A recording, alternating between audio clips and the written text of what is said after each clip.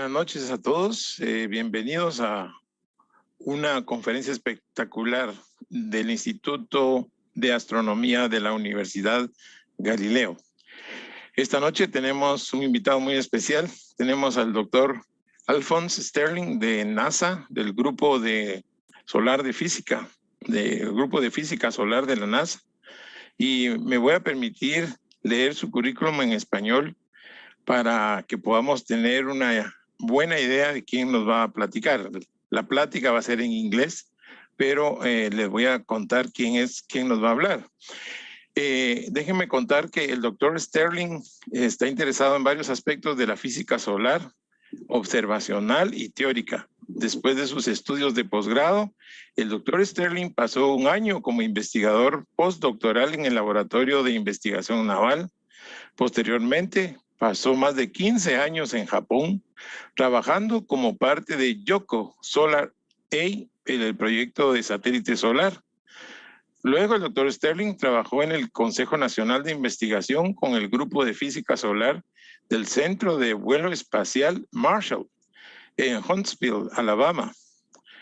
Posteriormente, fue contratado como funcionario de la NASA y poco tiempo después regresó a Japón como enlace de la NASA para el proyecto del satélite solar Hinode, Solar B, una misión dirigida por Japón con la participación de Estados Unidos, NASA y otras naciones.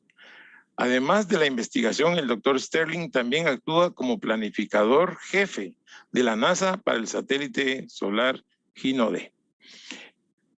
Entre los intereses de investigación del doctor Sterling se encuentran las espículas y las eyecciones de masa coronal, las CMS, fenómenos atmosféricos solares que ocurren en varias escalas de tamaño y energía.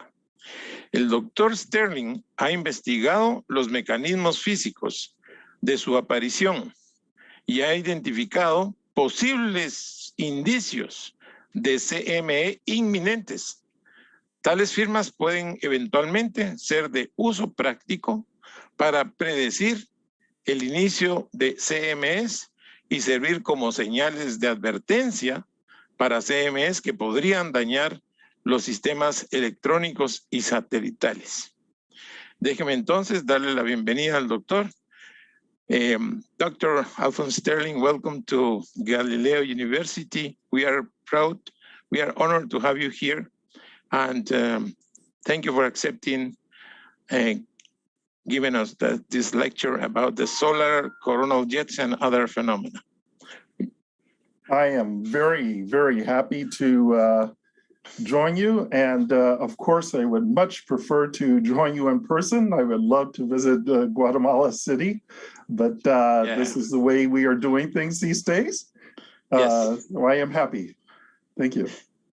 Yes, thank you very much. You can now proceed with your lecture, please. Okay. Well, hello, everyone. Thank you very much for having me, and I'm very happy to talk with you. And so I'm going to talk about, solar coronal jets and other phenomena. That's the title here. In preparations, we had some questions like about the sun's atmosphere, or why it's hot and why it's not at the same temperature and all this business. So I tried to add in a couple of extra slides in the introductory part that will address these issues. And so we'll see how that goes, and I hope you'll find it interesting. Okay. Get going here. So I'll start with a brief introduction to our lovely star, the sun. Well, I think you probably know, and Edgar, you can of course inform me if I say something that is, that I should give some more background to or something. But I think you know that the sun has its interior and its atmospheres. So just briefly, here we'll start with the outer layers. The photosphere is what you see with the sun if you look at it just, with your eyes. And above that's a very thin atmosphere that shows up as red in solar eclipses called the chromosphere. And then the outer atmosphere, the corona, which you're probably familiar with from wonderful pictures. And so we can think, first of all, quickly about the interior of the sun. You know the sun is hot. That's not a surprise. It's very, very hot. And I put this together here. This is showing on the left the temperature of the sun as a function of distance. So 0 would be the center of the sun, and 1 would be the surface, the photosphere surface. So inside, so at the core, of course, there's nuclear fusion going on, and this creates energy. So this is what heats the sun, and it heats it to some really high temperatures. The models that we have say that its temperature is about, I think it's about 60 million degrees Kelvin or so for the center of the sun. Then as you move out, the temperature starts to drop. This is a logarithmic plot, of course, right here. So it's dropping off exponentially. And you move out, and on this log plot, it falls kind of constantly out for the first 3/4 of the radius or so. And, the density is following along. It's to maintain the pressure balance. So anyway, in balance with the gravity also. So then you get out to, about 3/4 of the way out. And then the rate of decrease here starts to increase quite dramatically from what it was before. So it starts to fall off a lot more rapidly with distance. And the reason this is happening is because here in this lower down part, more toward the center, it's really extremely hot. And so all of the particles are basically dissociated. So basically you just have protons flying around freely and electrons, and of course photons for the light. So they're all separate, and the light is trying to get through, the heat is being transferred through those dissociated particles. But then by the time it gets out to about 3/4 the way out from the center, the temperature has dropped enough so that some of these protons, well, you already have some of that here, but more of them start to clump together, the protons and these particles, some of the heliums and so forth, they start to clump together, and you start to get molecules. And these molecules are much better at absorbing the energy. So the light will come in, and instead of just like scattering off and kicking a proton away or scattering off of it, it might meet a molecule actually, and instead of just scattering off kicking this away, it can also cause it to just to oscillate back and forth. So there are more ways for these photons, the energy of these photons, to be absorbed. And the cooler you get, the more complex these molecular particles can get. And so they start to absorb more and more energy. So it's still extremely hot. We're talking, still a few million degrees here, but still you're getting these particles. So because of this, the temperature starts to drop off more and more rapidly. When this happens, yes? We are not looking at your presentation. Oh, sorry. Okay, let's see. I'm still projecting like we were talking about earlier. So should I, let's see. Sí estaba. Okay, so sorry, I think you're okay. I've been informed that you're okay. Please continue. Okay. Oh, okay. All right. So I will continue and let me know. Thank you. Sorry, it was an internal thing. Oh, okay. Should I go back or are we good? No, we are good. Thank you. Please continue. Okay. So here we're starting to get the temperature to drop off more rapidly. Now, when this happens, a very interesting thing happens. You get, the energy transport becomes different. It becomes like it does, at least here in the mornings, we'll often have oatmeal for breakfast. So, and rice kind of does the same thing, or various things when you cook it. You'll get these bubbles coming up, these blobs of bubbles. And that's what the sun is doing. These are convection cells. So the energy is being transported in a different way. It's being transported in these bubbles mainly. So that happens in the sun also. And when it does, you start to get bubbles coming up on the sun too. And so on the surface of the sun, you get what we call solar granulation. And this is actually from a satellite I was working on in Japan called Hinode. But you can zoom in, and if you look at the surface, you see these little grains that kind of bubble up and down. And those are because you're getting these convection cells bubbling up, and that's the way the energy is being transported. Okay, so and here, of course, you can see a nice sunspot in this picture.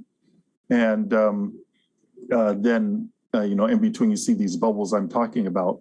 So that's what you see at the surface of the sun.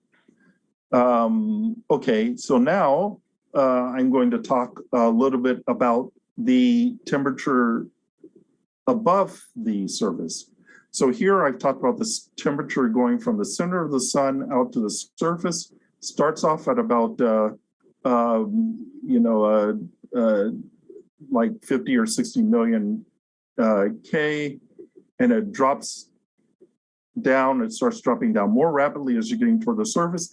And you get to the surface, and it actually has fallen to about 6,000 degrees Kelvin. So that's where we are right here. Now we're picking up again. Now I'm changing the scale on you. This 0 now means the surface of the sun.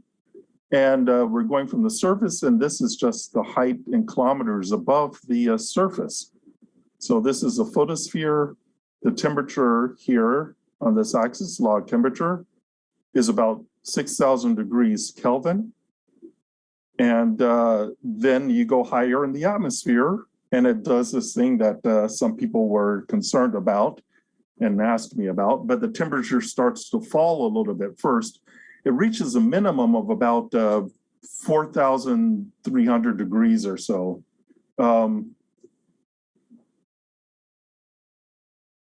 Work there. So it falls down, but then it does this crazy thing, and it starts to increase in temperature. And it goes up for a while to about 10,000 degrees. And then it jumps up a whole lot to 1,000,000 degrees or more. So this layer here, which is only about 2,000 kilometers wide, is called the chromosphere. And then higher up, it's called the corona. So, okay, well, I always had to add, I'm sure that this doesn't have to apply to you, but, no matter the age of the audience, I like to always give this. Of course, I'm talking about the sun, but obviously you should never look at the sun with your bare eyes. The safest way to look at the sun is the way we do it, which is on computer screens.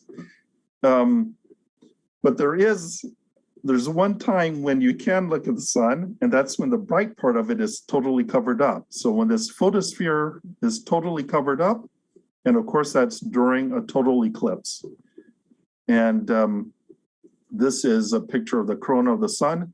This is actually from the 2017 one, which you may remember, depending on your ages. It came through the United States anyway, and you could see the corona very nicely. So for about 2 minutes, 2.5 minutes in this case, the moon totally covered the bright part of the sun, and you could see this bright, the nice, wonderful corona in the outer atmosphere.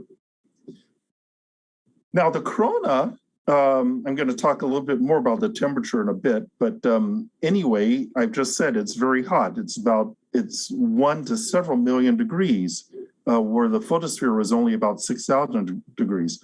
But things that are about 1 million degrees or more, their light doesn't come out in like the visible light that we see with our eyes. It comes out much hotter than that. If you look at a black body spectrum, if you've studied that, I don't know where you are in your studies, but the temperature is much higher and it's in the X-ray regime. So this light is actually emitted in X-rays. And X-rays are very easily absorbed by the Earth's atmosphere. So because of this, you can't see the X-rays if you look from the Earth. And just to give you an idea of how easily X-rays are how hard a time they have getting through the atmosphere, think about when you've been to the dentist at some point. At some time, they'll take pictures of your teeth using X-rays. They'll use an X-ray camera and they'll take pictures. So the X-rays are kind of directed toward your mouth, but still, some is going to get out into the room. So you think about the doctor or the assistant who's taking these pictures. They're not in the room with you, but they're in the very next room. And then there are many patients that are waiting who are in 1 or 2 rooms away. Well, especially the workers they're there every day, many times a day. They're taking pictures and X-rays of these people's teeth. Now, you sitting there in that chair, you have a kind of a lead, apron on you, this heavy, apron on you, and that's helping to protect you. But just a little ways away, they're fine, just in the next room. Why is that?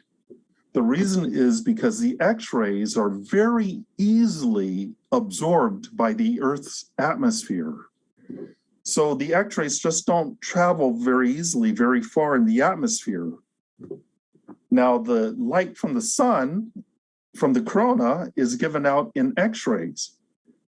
If we want to see it, we can't look at them from the ground because they would be absorbed by the atmosphere. This is one of the reasons we go to space to look at the sun. And this is a picture from a different satellite that I worked on, the Yogo satellite, that looks at the corona of the sun in X-rays. So this is an X-ray telescope that we put out into space. So all these bright areas are where there's a lot of light given out. The corona is very bright, and here it's less bright. And now this is looking at the photosphere. These pictures don't match up, but I can say that when there are sunspots like this and here, those areas, if I looked at the X-ray picture from this exact same time, then that's where you would see these brightest places.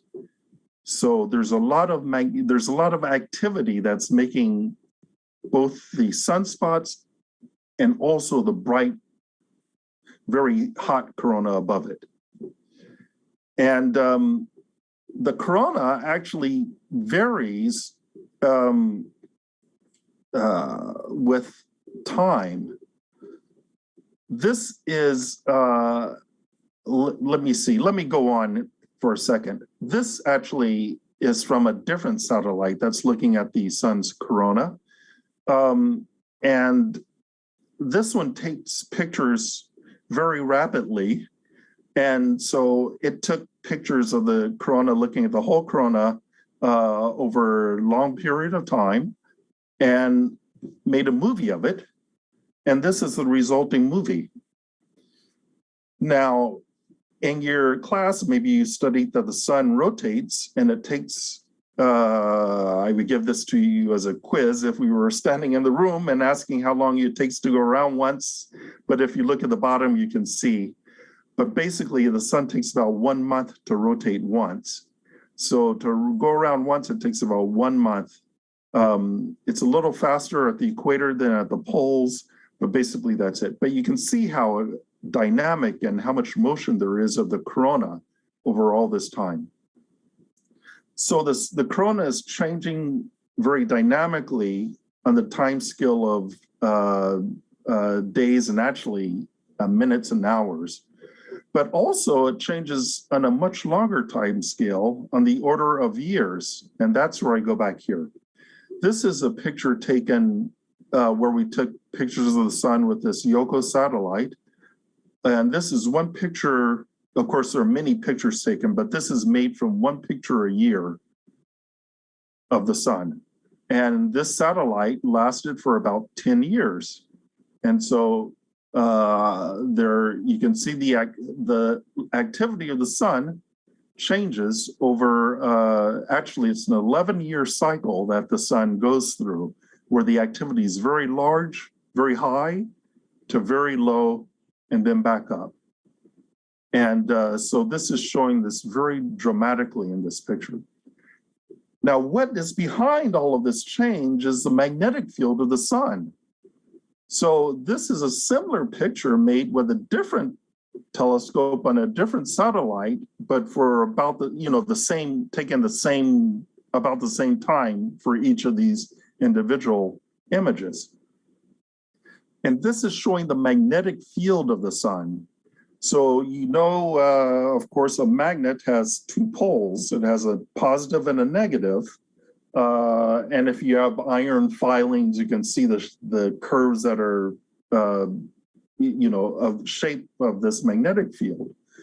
Well, the black and white here, the black represents usually negative polarity and the white, the positive polarity. So the sun is like all these magnets that are kind of clumped together. And in fact, the whole sun is like one big magnet on average, where one side is positive and one is negative. It's not really resolved in this image, but it's like one big magnet and a lot of little magnets here.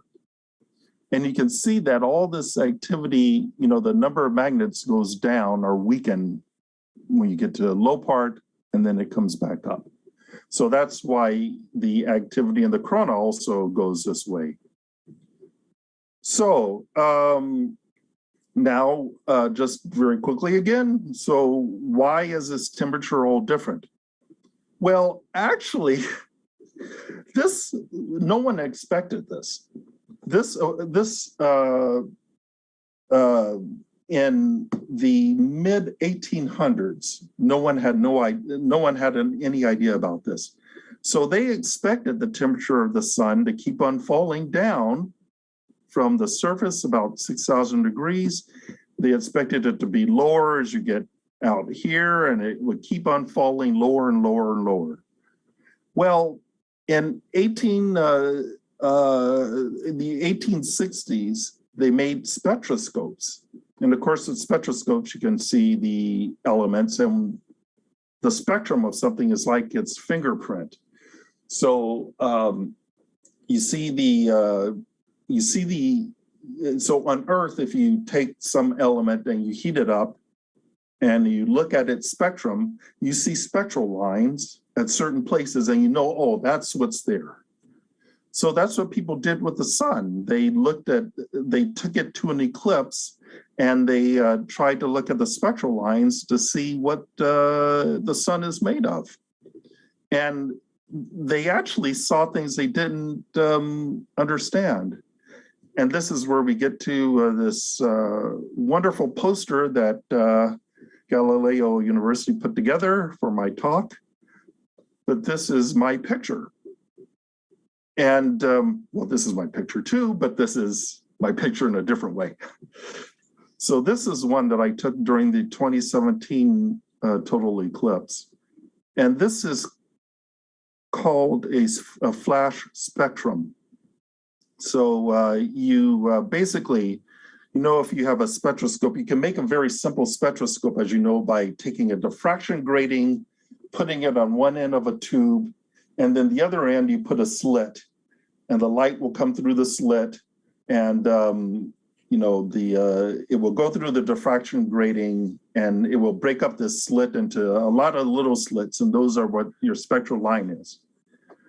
Well, with the sun, you can do the same thing during an eclipse, because the last few seconds, when the last part of the sun is about to be covered, the moon acts like a slit for the entire sun's atmosphere. And if you have a diffraction grating over a camera, you can actually take pictures like this. And so this is showing the solar spectrum. So we can actually identify this. This line here is the hydrogen alpha line. I should say here that hydrogen alpha, so if you are in the chromosphere here, where the temperature is about 10,000 degrees, and the densities and everything of the chromosphere, the very most dominant spectral line is hydrogen alpha. This is the hydrogen atom, the electron in the hydrogen atom, and it's at different levels this electron can live at. Well, this is dropping from level 3 to level 2. At these temperatures and these conditions in the chromosphere, this is a very common transition. But this spectral line is smack dab in the middle of the red part of the spectrum. So you get a very red, and that's why the chromosphere itself looks very red. And also, this is why this line here is very prominent. That's the chromosphere's hydrogen alpha line. Then there are others here. I identified them. I can't remember now. I think this is H beta or gamma or something. So anyway, there's some other ones. But there's this line here, this green one. And this one, just when people saw this in 1869, I think it was, this really confused people. They didn't know what this was, because it wasn't in any of the elements they looked at on Earth.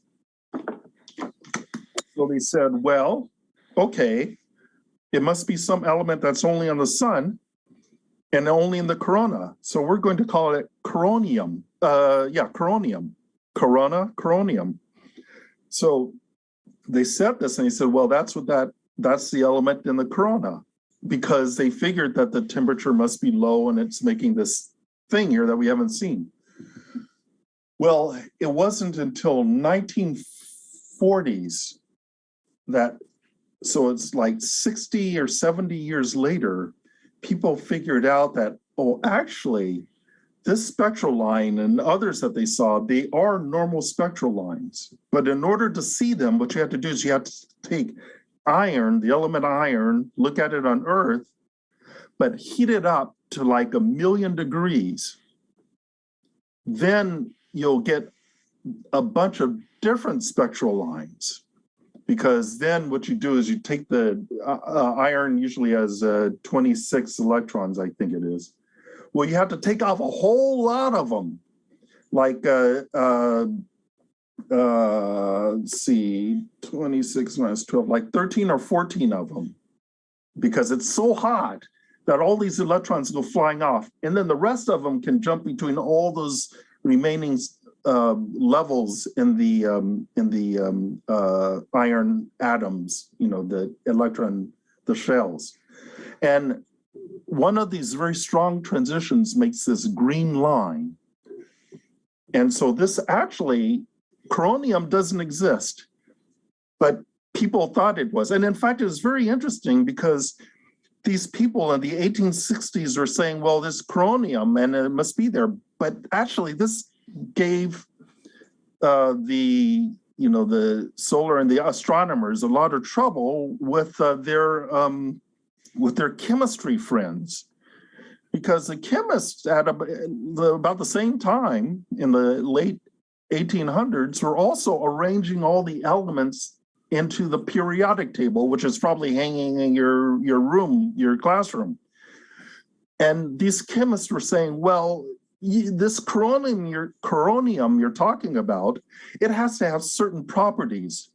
And if it has these properties, it would have to be to the left of hydrogen on our periodic table, but nothing can go there. So you guys are all wrong. So they're going back and forth about this for these 70 years, trying to figure this out. And it turns out that this time the chemists were right.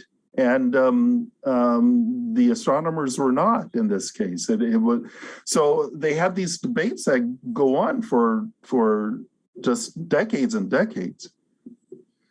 But actually, the story isn't so sad and gloomy for all the astronomers and physicists, because there's this yellow line here, which I haven't talked about yet. This yellow line was found a few years before 1868 in an eclipse in about 1869 and 1868, and I think was the other one. Anyway, in those late 1800s, there were these eclipses and they took these telescopes to them. But anyway, this one they found previously, the yellow one.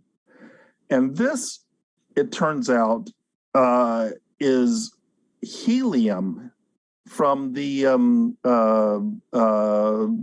probably from the chromosphere and upper photosphere.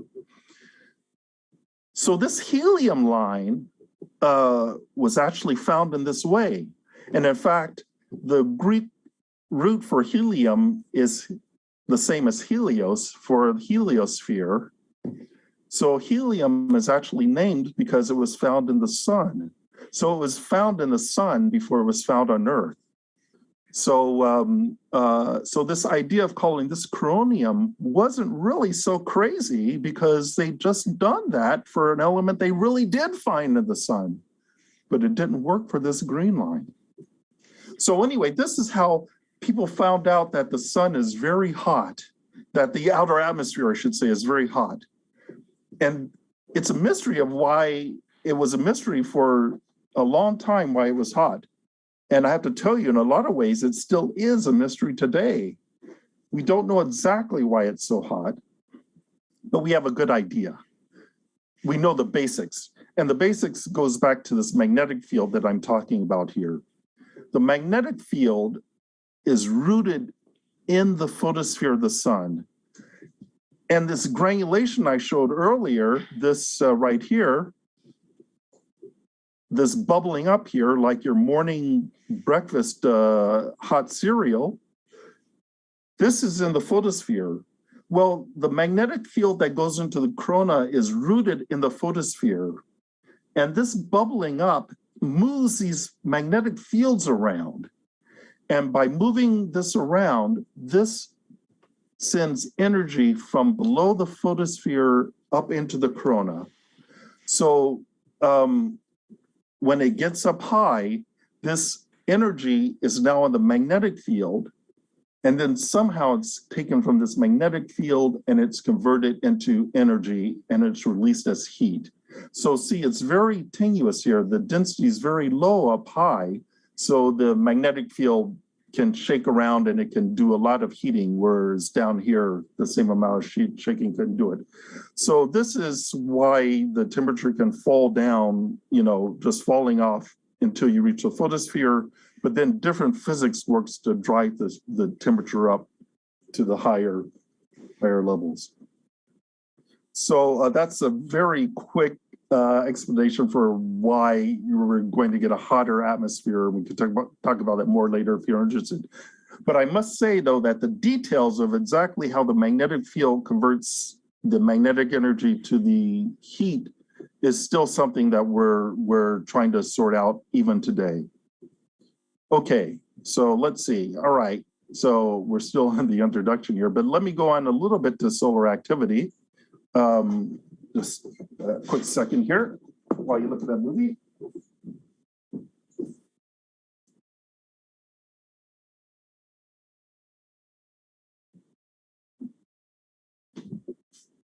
Excuse me for a second. Yeah, so here we're looking at an explosion on the sun.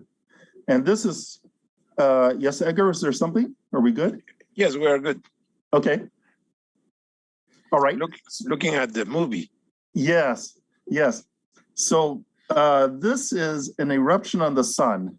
This thing that is here at the beginning is called a filament, and it is really like chromospheric material that sits in the corona. And I can't give all these details here, so let me just tell you kind of the punchlines here. But a lot of the structure you see in the corona, this is really following the magnetic field. So this magnetic field kind of loops around this prominence here, and it's the structure of the magnetic field that is helping to hold this cool material in the corona. But this thing will erupt outward, and when it erupts outward, it goes flying off, and it makes this brightening here. This is called a flare. So this is what a solar flare really is. And this is all a consequence of the magnetic field.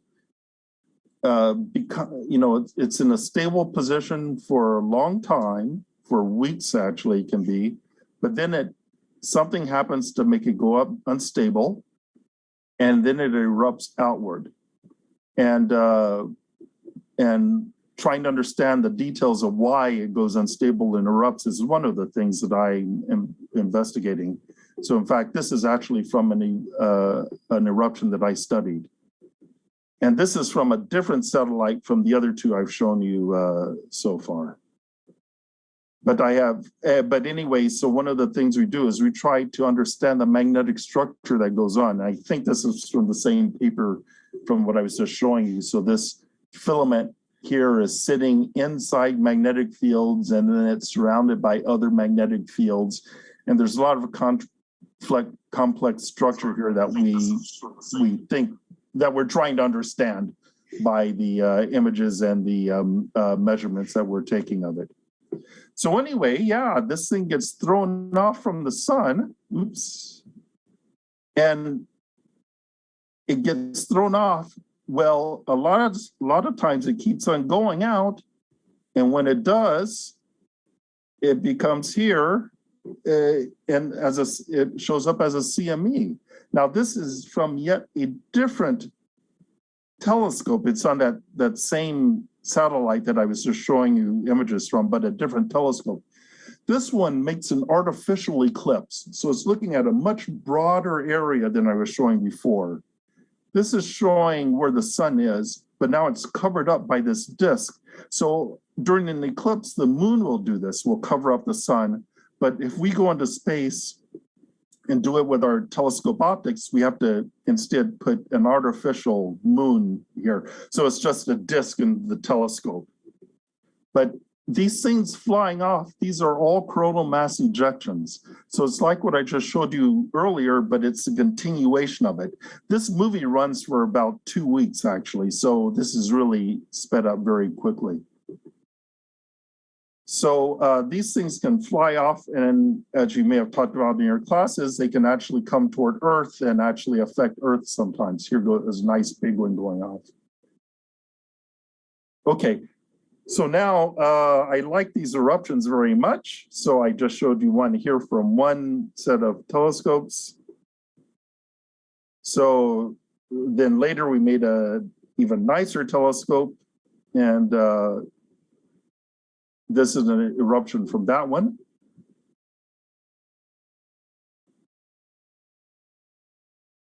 And this is the flare down below. Whoa. Yeah, it's beautiful, actually. Oof. And here's another one.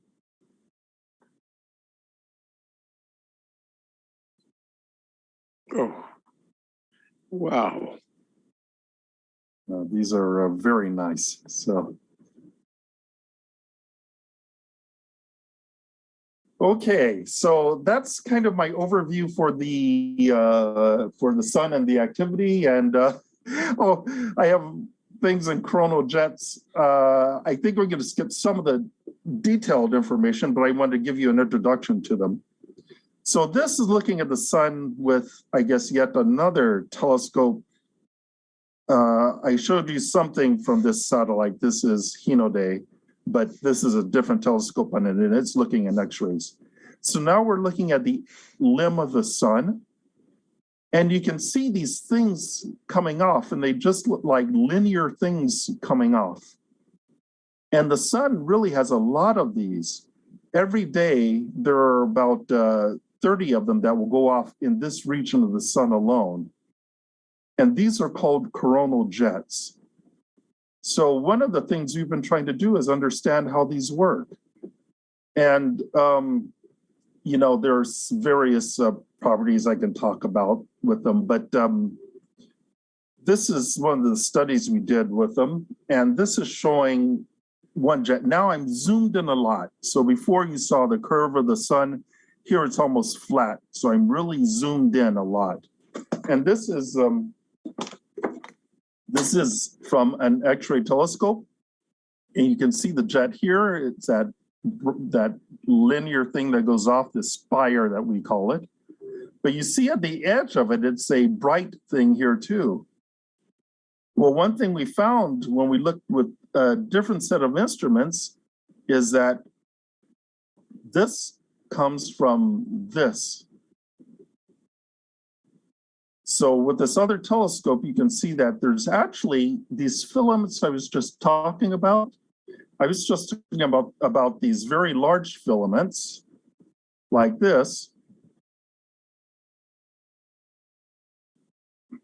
But we found that there are actually, we found these jets, and then 20 years later, we found that actually these jets also come from filaments, but they're much smaller. So they erupt up, but just like that other one made a flare at the base, this also makes a flare, and this flare is this bright thing right here. So these are small scale versions of the same large scale eruptions that we were looking at. So here's another one. This is a faint jet, but you can see it here if I show it a couple of times in the X-rays. But then we look here, this is actually in what we call EUV. So it's a different wavelength of light. But you can see that a filament also will rise up here and kind of crawl around, but that's making this jet here. And I think I have another example. This black point here, that's just an artificial thing in the image. But you can see a jet will come out here, and there's a bright point here. And when we look with our EUV telescope, this is what we see. So again, a filament will come out, and it's making this. So the last few years, a lot of my work has been concentrated on trying to understand these actually. And as I say, we conclude that it's just like these filaments, these normal filaments with a flare down below. Here, by the way, is the size of the Earth in this image, just to make us feel a little small. So anyway, again, let's see, time's getting on. I think I want to skip some of the details, but we put together a model for how we think these work. These lines here represent the magnetic field. We understand the magnetic field is working in a certain way. And so we think that when this filament erupts, it meets these magnetic fields in a certain way and connects with them. And this makes this hot material, which I'm showing here is the orange. And also it can make some cooler material going out, which I'm showing in blue. So this is, you know, we look at all these details, and here I say this fellow Wiper et al. These are colleagues that, well, they're independently, but they work differently. Peter Wiper's now in the United Kingdom, and he does numerical simulation. He does mathematical models of things that go on the sun. So he and his colleagues worked and made a mathematical model that can play in time, and it shows that this picture that we kind of drew with our hand here can actually work when you solve the equations to explain these things. So this is something that happens. We'll look at things with observations. Then other people who specialize in the mathematical modeling of these same of the sun will look at these same things, and they'll make these mathematical models and try and match up with observations by us and other people. And the whole community kind of works this way, with a whole set working on these things. So then actually I had a postdoc. So after she got her PhD from Germany, and then she came to work with me in Huntsville, Alabama as a postdoc. And she looked where I was looking at these jets mainly at the limb of the sun. She looked on the surface of the sun for jets also. And when we do that, then we can look at the magnetic field in a lot more detail. And by doing that, we were able to understand in much more detail how the magnetic field evolves. So before I show the magnetic field as black and white for positive and negative, here we have the red as a positive and the green as a negative. But we can connect that up with how we look at a jet and a erupting mini filament here, and we can try and understand how the magnetic field is interacting to make this eruption go.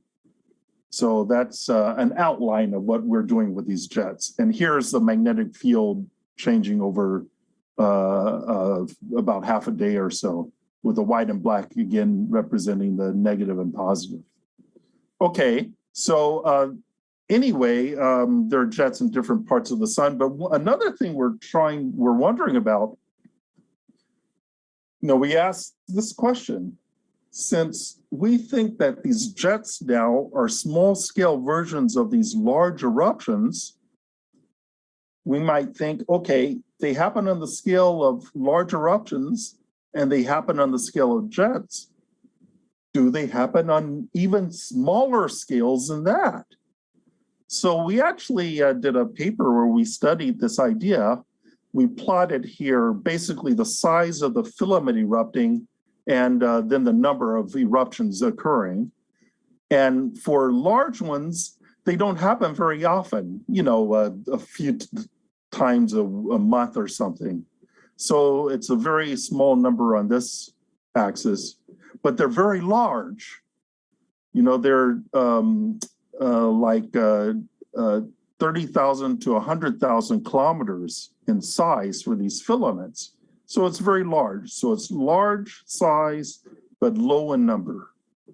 So we have similar numbers we can measure for jets, and those are only about 10,000 kilometers in size, but there are a lot more of them. So then we say, well, what if we go to the size, to a much smaller scale? And the thing is, we know that there are all these things on a much smaller scale called spicules. And so we have the numbers for the number of spicules on the sun, and we know about their size. So we just plot that there, and we see if basically, this is what we measured with those filament eruptions here and here. And if we just extend that line back, it comes very near to, it overlaps where spicules are. This is a lot of uncertainty. So this could be from all the spicules we have, this could account, this line here could hit at about 10% or 80%. My colleagues who are very cynical and think spicules work in different ways say, well, this must be a very small percentage. And I'm not sure, but we're saying, well, maybe it's a large percentage. But anyway, we don't know, but this is something we're interested in looking at. But what I'm going, rather than all these details, I just want to show you some of the images of the spicules. First of all, this is intermediate size. These are called jetlets, so they're going to smaller than jets, but we can see these other things that are kind of similar. But spicules have been seen for a long time because you can observe them. I talked about hydrogen alpha earlier. Well, by looking at hydrogen alpha, you can see a lot of spicules. So people looked at this for like 100 years. and you look at the limb of the sun, and they're like these ghostly things that shoot out like this. Well, recently we looked at them with some very highly improved instruments on the ground, and this is what we saw with them. So these are among the best pictures taken from the ground of spicules, but there are these things that kind of dance around like this. Even it's even hard, you know, you can see them shooting out sometimes, but it's it's kind of just a ghostly type of dance that they're doing. So anyway, we're studying this in the connection to the magnetic field, and we're trying to relate them to jets and also in things. So we're doing various work with that. And so, of course, obviously, there are a lot of details, and I'm going to skip over that a little bit. But I do want to get on to one final topic, the solar wind and switchbacks. And I think you know that recently there was this launched satellite called Parker Solar Probe, and switchbacks are something that were seen by Parker Solar Probe. They were seen earlier, but they were seen a lot better by Parker. So we go back to the coronal image. Well, actually, there's a flow that comes out from the sun along the corona, and it's called the solar wind. And Parker Solar Probe flies through the solar wind. It kind of follows the magnetic field going far from the sun now. So this is close in to the sun. The magnetic field looks like it's going kind of straight. But this here, the sun has to be even a lot smaller to get the scale right, but it kind of curves here as you go far out. But solar probe goes through that. And what it found was the solar wind coming out has the magnetic field that's being carried out in the solar wind actually has these kinks in it like this. It has those kinks there. And this is Parker Solar Probe, and it actually flies through these kinks, and it gets the magnetic field from it, and it sees it changing. And this is why it's called a switchback, because when it's going through, the magnetic field is pointing, here it's pointing outward, but here it's pointing inward, and then it's pointing outward again, and it's crossing through, and it's looking like it's switching back. So we've been trying to extend our idea about these jets. Here we have this idea that we put together. I told you about, I didn't go into the details, but anyway, these things are erupting. And another thing about jets is that we know that they twist. A lot of them twist as they go out. So we think that they're going here, and from another work that we did, my colleague Ron Moore led that one. But we think that this twist can get onto these magnetic field lines here, and it can go out as a twist wave. So this is close into the sun, this is looking further out, but this is making a twist wave. Now I'm going to go much further out. So now we're going here to where I had said that, it goes very far out and it starts to curve and all this. Well, there are reasons we have for thinking that this wave that comes out like this, a twist wave, will go out twisted like this, but this twist will kind of scrunch up as it goes further and further out. So we think that these jets, the magnetic field carried by these jets might be able to be causing these switchbacks. So there's a lot of dynamic talk about what makes these switchbacks. So this is one idea. Other wonderful colleagues with whom sometimes we have vicious arguments, but then we go out and we have a meal together, have different ideas that they're made different ways. So it's great fun. But anyway, we have lots of ideas about that. But just getting on, I want to summarize. I'd say we're understanding, this is really kind of directed at the coronal jets, but anyway, I think we're understanding a good understanding of how coronal jets work, especially in some parts of the sun. There's more things we need. We want help from our mathematical modeling friends with some specific questions that we have. But then we're also interested in how these jets might connect to smaller scale things. There's still this question. Does it really go from, we think jets might be able to tell us both about large eruptions, questions we have there, and also we're wondering if they might make spicules. And in the spicule community, we have vicious arguments about this too. But then we go out and have a meal together. It's great fun. And then the same thing, we're wondering if these jets might also be the source of these Parker Solar Probe observed switchbacks. So it's wonderful. It's great. And I'm going to end it there. Thank you very much. Thank you very much. Thank you very much. So I should stop sharing now, right? Yes, you can. Okay. Thank you. Thank you for this wonderful conference, with this wonderful lecture. And we have some questions for you from the students. They are watching this lecture by YouTube and Facebook.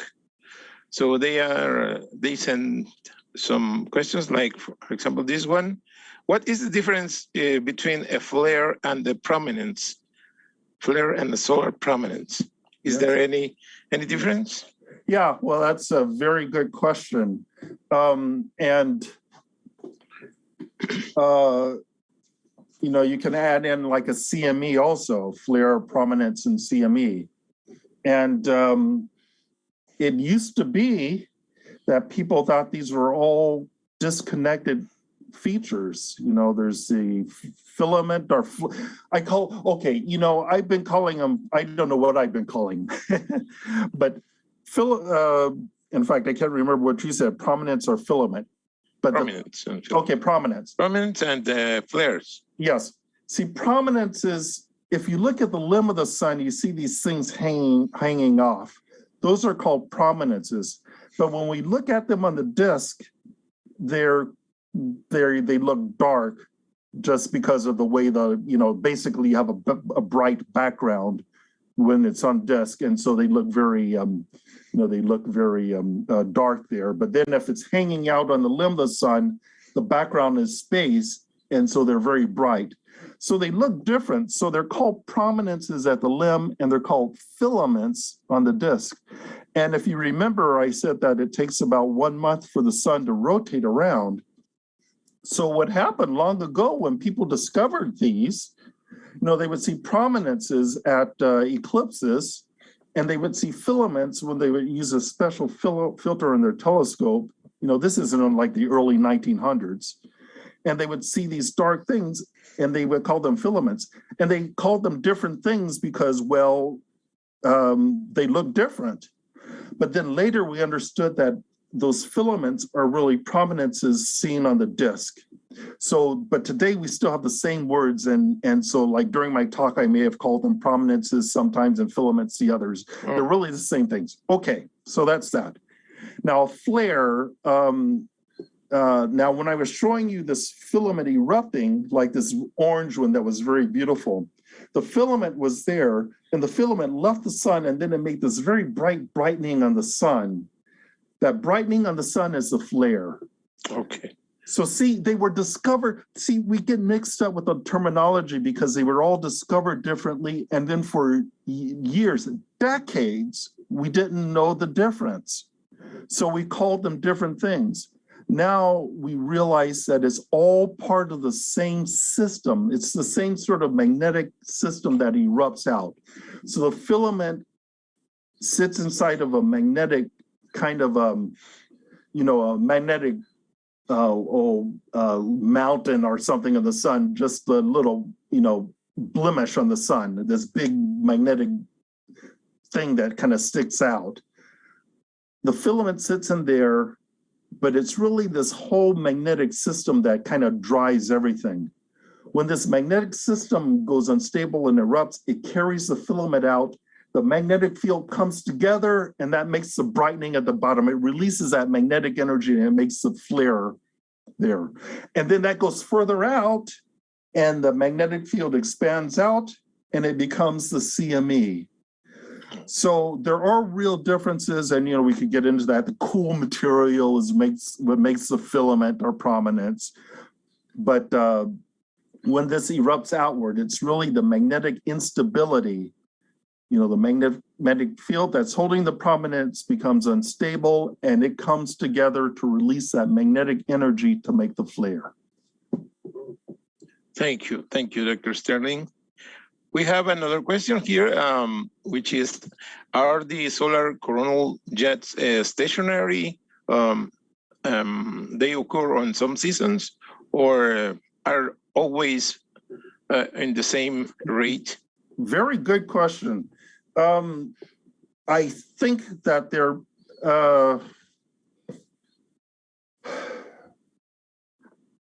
well, I guess I don't know 100%. It's very interesting.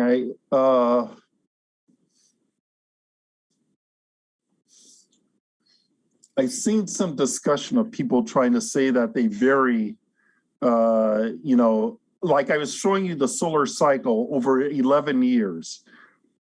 Some people think that the jet's rate will change over the 11 years, where there would be, to be honest, I don't know which way I have a guess. See, this is getting actually to a research question.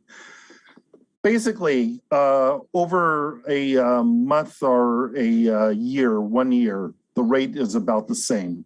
And this is a pretty high rate. It's about, over the whole sun, about 100 per day or a couple hundred per day.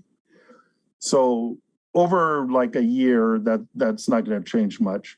Now, some people might argue that when the activity is lower, maybe you get, for complicated reasons, more jets. So maybe you get 200 then a day. And then during other times, you would only get 50 per day. So it would be like that. You would get that sort of change if it's changing at all. But basically, it's about the same. And I should say each jet lives for about 10 or 20 minutes for one.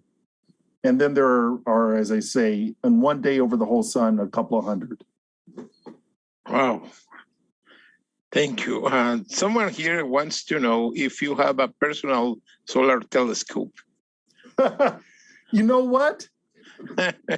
A hobby of mine is taking pictures, and in fact, for our summer students, I'm going to give a talk about astrophotography tomorrow.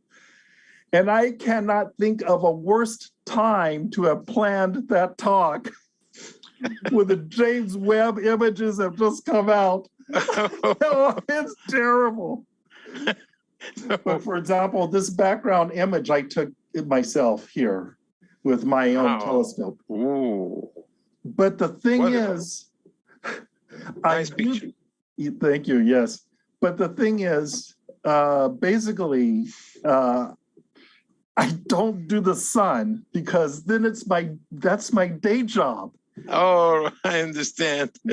If I tried to take all these pictures of the sun, then it would be like work. And there's no way I could take pictures of filaments and not think, well, maybe I should measure this and compare it with these satellite images. So I take things like this and I do not try and study it like the Hubble, like the James Webb scientists are talking now. I don't try and do that with the space things. I do that for the beauty of it. And for the sun, I do. And with the one exception, and that's the eclipses. So the eclipse images that I showed here, actually, those are mine also. And those I took, so that's for solar telescope, but that really is work. It's work, and it's not fun work because you haul all this equipment. Sometimes you haul students with you, and there's a lot of pressure because in 2 minutes, a lot can go wrong. Filters don't work. Cameras that work in practice stop working. And it's only 2 minutes, and they know. So, in fact, I went to the eclipse in 2019 in Chile, and there during the eclipse, and it was I've forgotten which one, but I've been to a lot of them to try and take these pictures. And during totality, I did that. During the practice run an hour earlier, it worked fine. But the software, it just didn't work. It was getting dark and everyone's going, and I'm going, oh my, what am I going to do? It's not working. But fortunately, I've done this enough and I knew, okay, you try for a certain amount of time, maybe, 30 seconds into the eclipse or something. I had a cutoff time. It wasn't working. Go to plan B, which is to manually control the camera. So that's what I ended up doing. And I ended up taking pictures and, I got pictures, not as many as I wanted, so believe me, that is hard work. I do not want to do that all the time. Okay. We understand. Okay, thank you. Coming back to the questions of the solar activity, I have this one. Is the activity of the speckles related to the solar cycle? I'm trying to think if I've had colleagues who tried to make that claim. If there is, it's very little.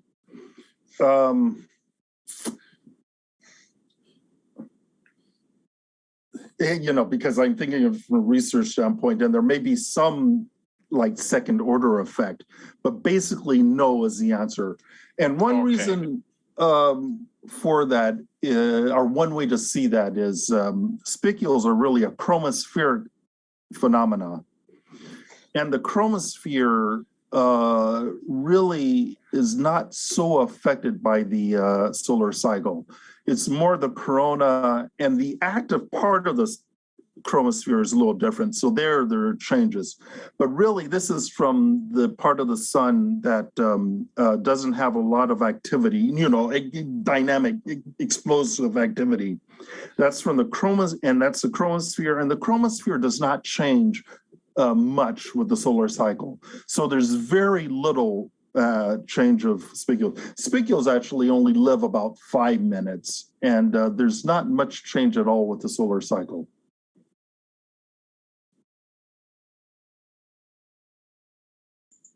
Okay, thank you. I'm reading one. There are many questions are coming here, but there's a question here. The word mini flares are more or less what you are talking about. Mini flares. Yes. I don't know if I use that word, but see, for the I talked about filaments again as for the large eruptions, but I said we think that these small scale filaments also make jets. And the term we use for the jet erupting filament is mini filament. So we call the large filaments, so we call these mini filaments. So the flares that are left there, I think sometimes we call them mini flares, but yeah, right. Yeah, but so the name is one thing, but more important is the actual physics of what is going on. And in that sense, yes, we definitely think that they are miniature flares. We think they're the same physics. There's the same physics as making them, but on a much smaller scale. Is it possible to reach 2 million K degrees in the corona? Yes. The sun, outside of the places where you see the activity, is 1 to about maybe 3. I'm trying to think. We have 2 or 3 million degrees. Let's say that, most of it. But in the places where you have the above sunspots where it's very bright, see, there's a lot of magnetic activity there. And there we see it to be very hot, to 6 and 7 million Kelvin. Now, flares themselves, So I'd say like 5 million might be kind of a good typical upper limit for, the hot corona. 5 million? Yes. But Wow. in flares, you get up to like 20 million and even 30 million sometimes degrees. So flares become very hot. And you said that you had a good idea of what is causing this high temperature in the corona. Well, okay,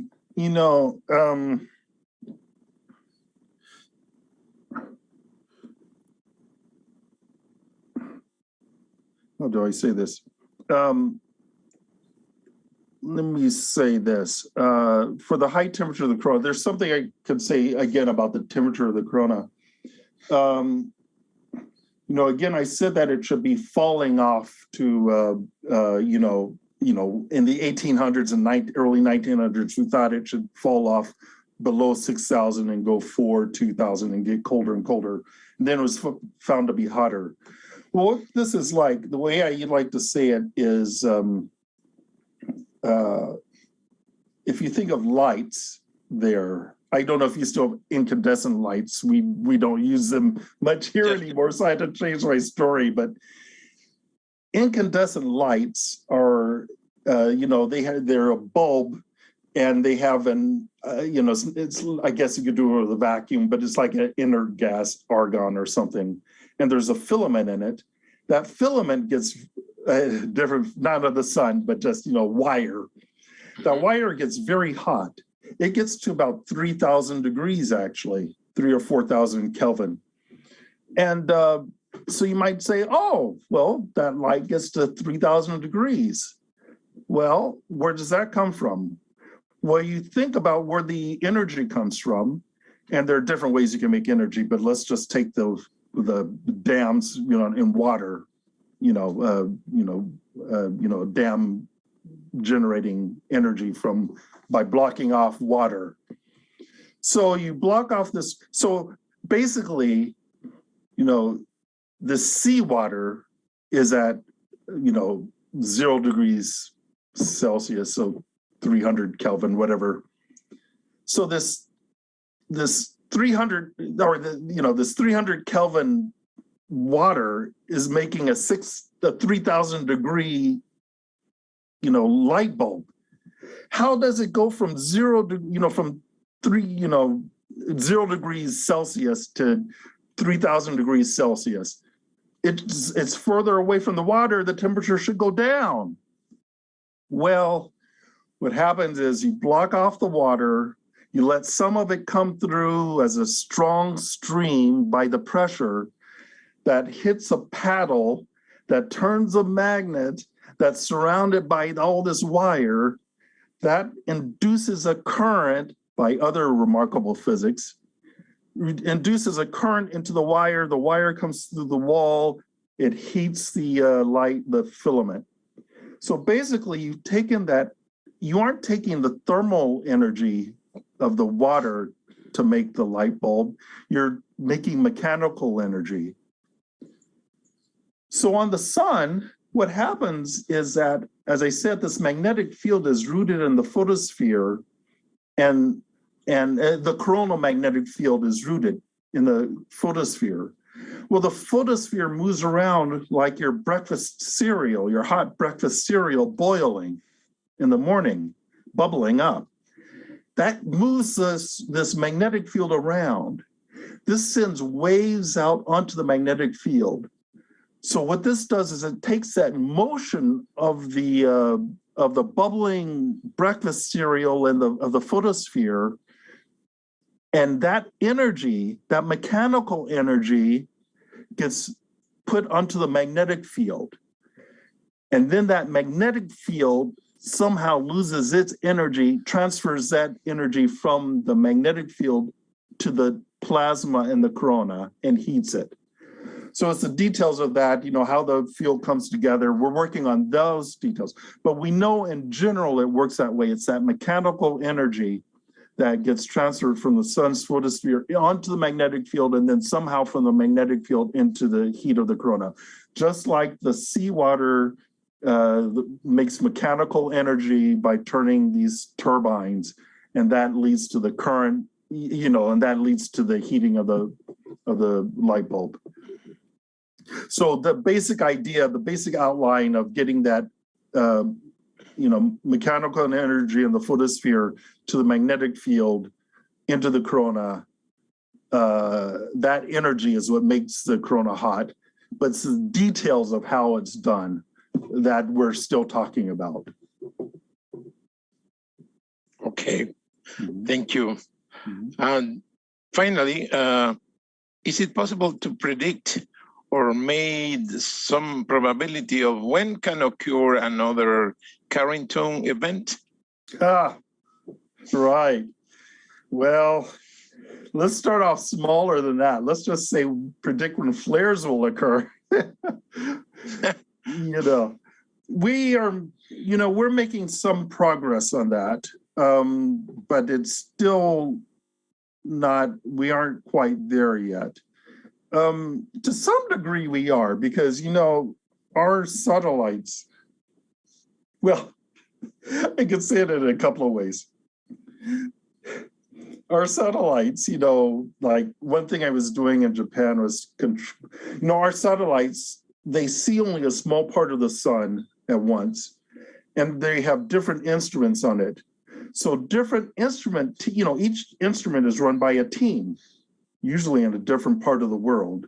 So we would have a telecon every morning with these different people to try and decide where we want to point. Because this telescope team wants to point here, that spectroscope team wants to point over there, and the other one wants to point there. So we have to say, okay, for 6 hours we point here, then 6 hours there, and 12 hours there. So basically, we have to decide. But when it looks like a flare might occur because we see one of these active areas, then we say, okay, we want to get a flare, so let's point there. So that's fine. But if there are like 2 or 3 active areas, we're discussing this. And I remember one of the meetings there, we're talking about this, and some of us at that time, younger people, were kind of arguing, this year. And one of the older, more senior guys from different experience was kind of laughing and said, "It doesn't matter, you're going to get it wrong." Because it's like it always occurs in the other region. So it's unpredictable. Yes, right. Well, we know it's most likely where it's going to be in the strong magnetic area. And then we can look at some of the properties, and we're trying to figure that out. So, but we want to know, and it's an important question, and it's one thing that sometimes we get our funding for, because this is a real kind of practical point.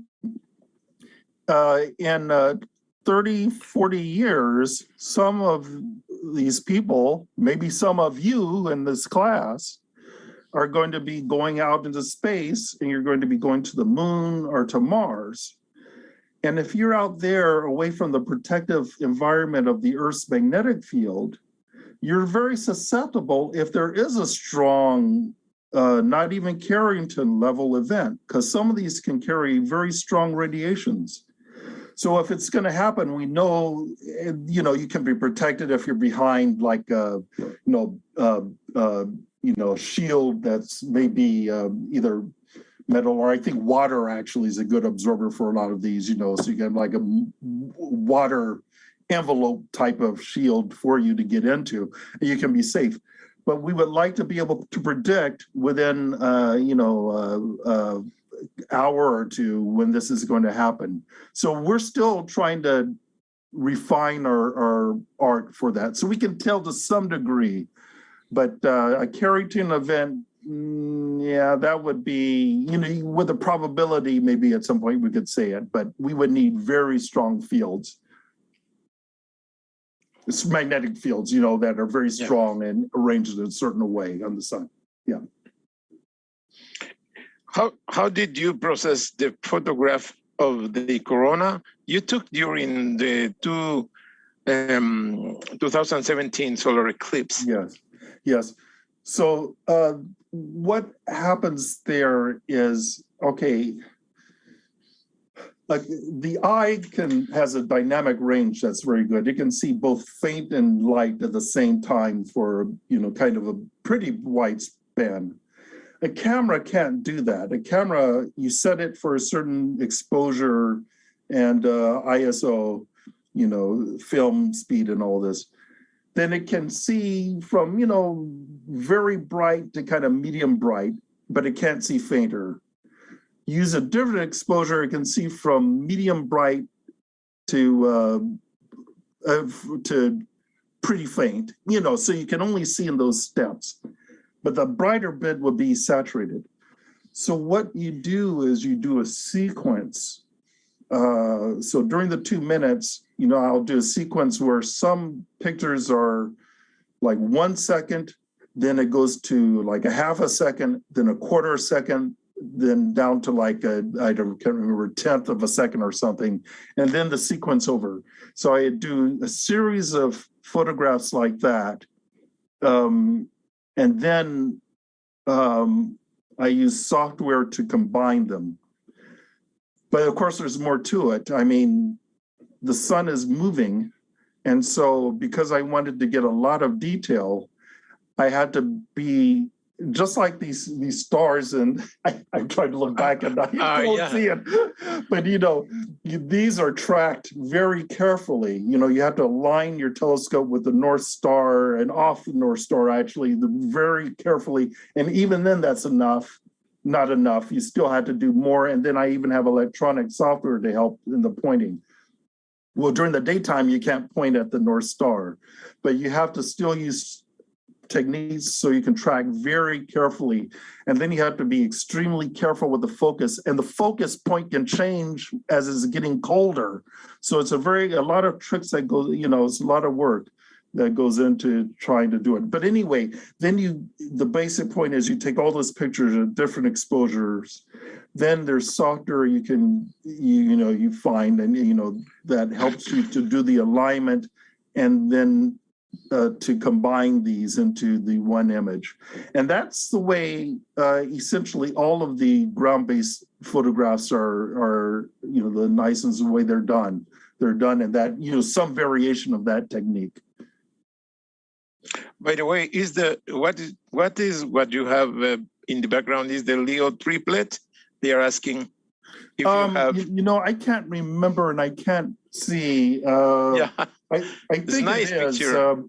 I can't remember how to get to show it. But anyway, I do have the Leo triplet picture. So, all right. Again, I want to turn around and look, but it's not there. Right. So I'll try and figure it out later and tell you. Yes. Okay. Yeah, I have to check my background and all that stuff. Yes. Thank you very much, Dr. Sterling, for your talk. It has been wonderful. I enjoyed. I'm sure everyone enjoyed your lecture. It has been delightful. Thank you so much. Okay. And we are happy that you came and shared with us your knowledge. And thank you very much. Okay, well, again, we'll all love when we can do all of this in person. So anyway, yes. Thank you very much. Thank you. Have a good night. See you. Hope you see you in person someday in Guatemala. Yeah, sounds great. Okay. Yes, great. Goodbye, everyone. Thank you. Thank you. Goodbye. Thank you. Bye-bye. Bye.